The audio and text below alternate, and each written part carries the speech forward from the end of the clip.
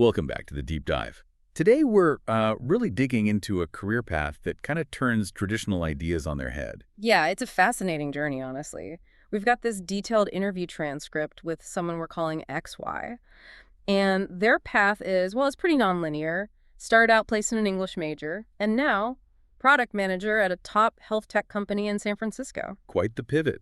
So our mission today is to really unpack the strategic moves, those deliberate choices, what they actually call the 20% effort, Yeah. that made this leap from liberal arts to, these advanced quantitative tech roles possible. And let's ground this first in where they are now. Like you said, a PM in the San Francisco tech scene.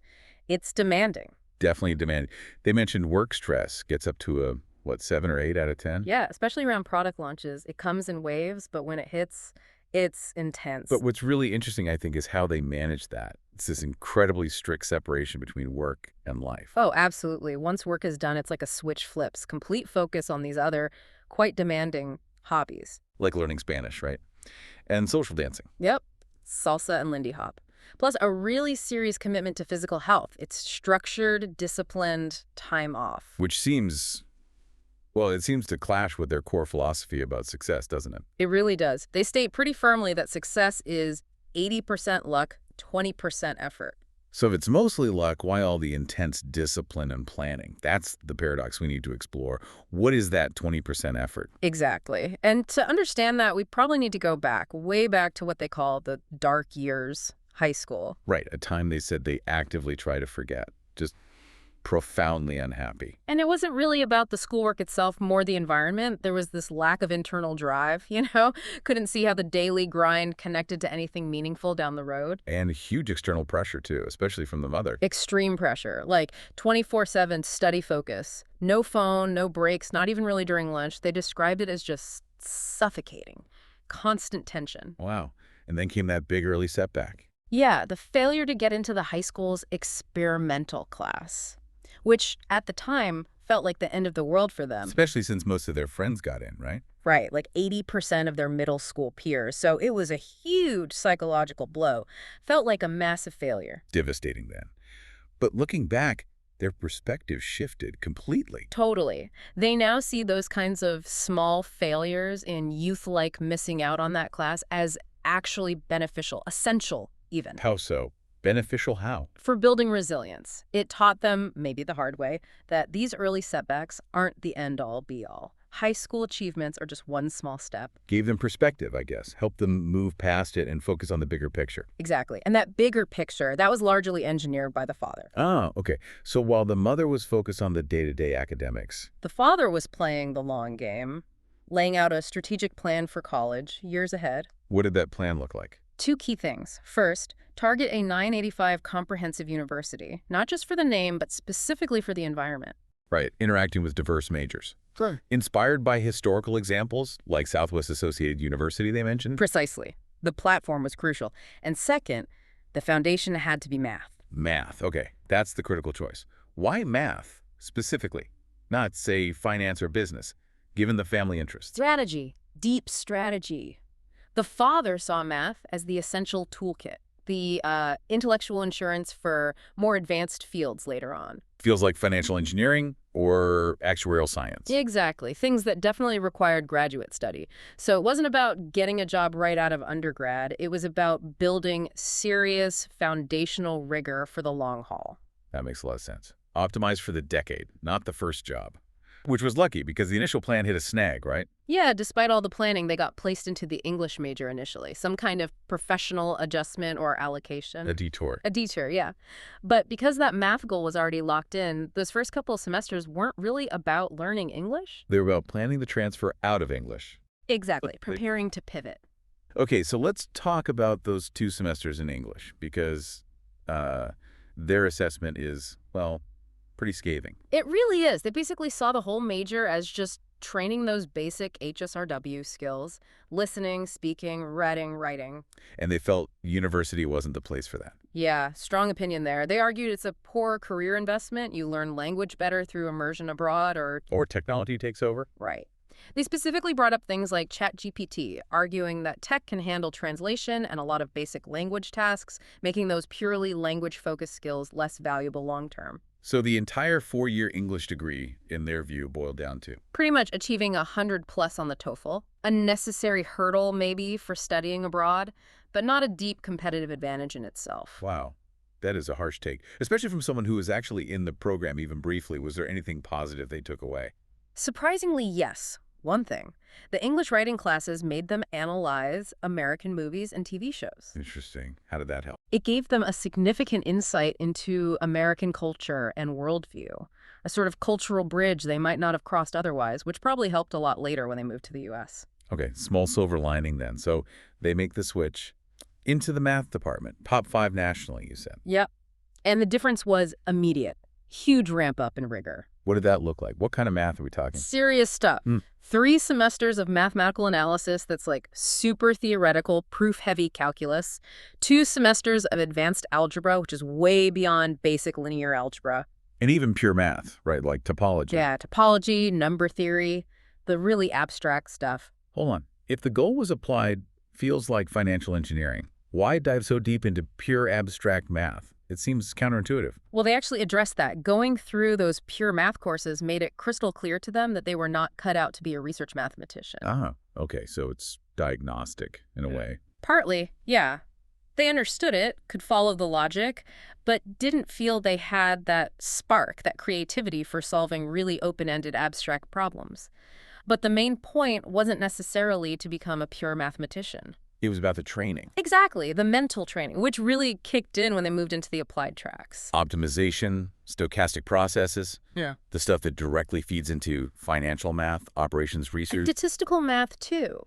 And this, I think, is the absolute core takeaway for you listening. That math training, it fundamentally changed how they thought. Completely reshaped it. Totally. It built this top-down, highly logical, deductive way of thinking. Like a framework. Exactly, a framework.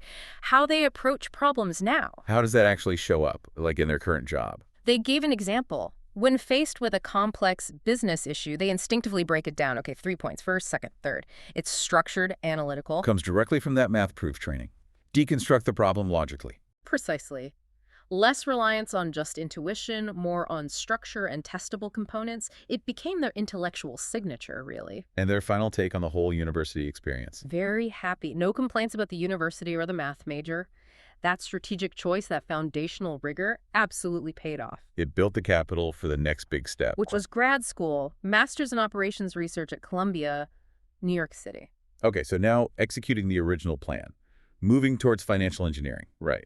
Applying that math rigor to finance. Yep, focusing on statistics, probability, stochastic processes, simulation, all the FE building blocks, but another pivot happened. Always pivoting. What changed this time? The market, partly, but also their perspective. Most classmates were heading into traditional finance risk management, quant roles, but they felt drawn more towards tech. New York's startup scene was buzzing, and it pulled them in. So the focus shifted from financial engineering modeling to data analysis, which led them straight into the data scientist DS track. And they had a very specific breakdown of DS roles, didn't they?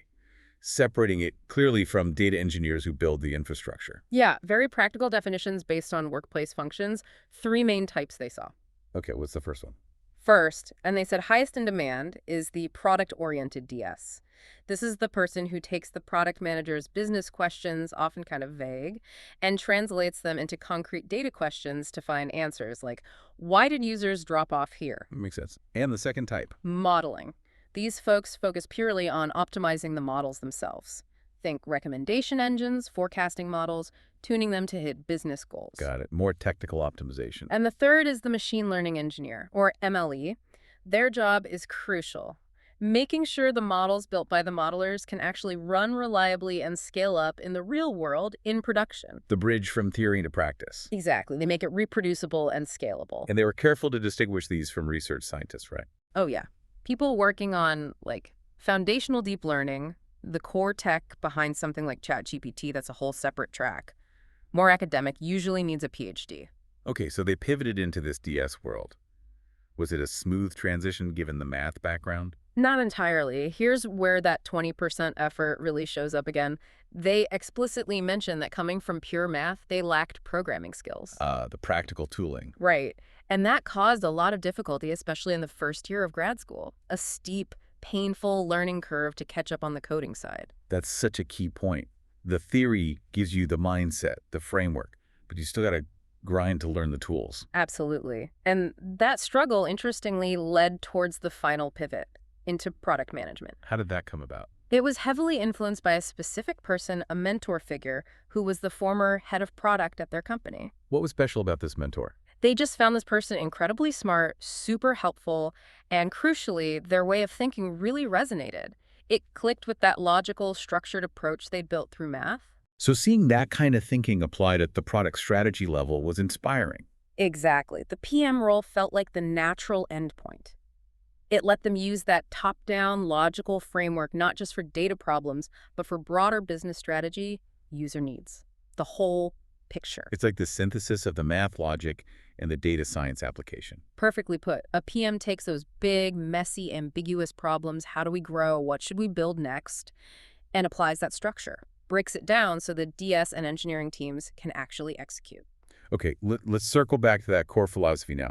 80% luck, 20% effort. After hearing the whole story, how do they define that huge 80% luck component? It boils down to access. Access to high-quality platforms. Platforms like? Good parents who provided that initial strategic vision, the platform of a top university like Columbia and being an NYC during that tech expansion, and critically, meeting the right people-specific mentors like that head of product and the engineers who helped them bridge the programming gap. So luck isn't just random chance. It's being in the right environments with the right support. That seems to be their definition, yeah. Platform preparation people. And thinking about advice for their younger self, back in those dark years of high school, their answer was pretty stark. Almost nihilistic, like you said. Basically, no advice at all. Why? Because, I argued, a 15-year-old wouldn't understand. The perspective just isn't there yet. So the real wisdom wasn't something you could tell them back then. It was something they had to learn through the experience, the main lesson. Not to be too immersed in your own small failures.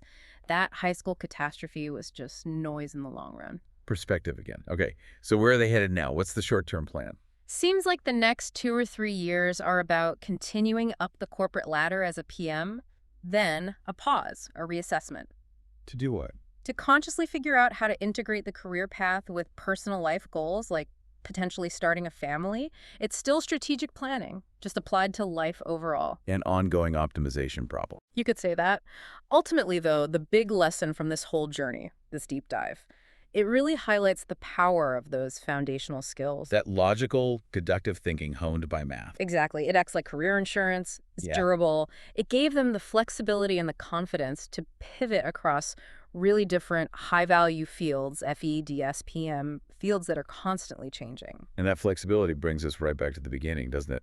To their really quite strong dismissal of academic language study. Yeah, and grounding that dismissal in the rise of AI and tools like ChatGPT. It creates a direct challenge based on their own success story. They pivoted away from a skill they saw as vulnerable towards foundational logic and thrived. Which leaves us, and you, the listener, with a pretty provocative thought to chew on. Right. So here it is. Given this successful shift and XY's explicit point about technology automating things like routine translation or simple data reporting, what is the real strategic long-term value of focusing your education on skills that seem increasingly likely to be commoditized by AI? It forces you to ask, are you building durable knowledge and ways of thinking, or are you acquiring skills that might have a shorter shelf life? It's a critical question for planning your own next strategic move.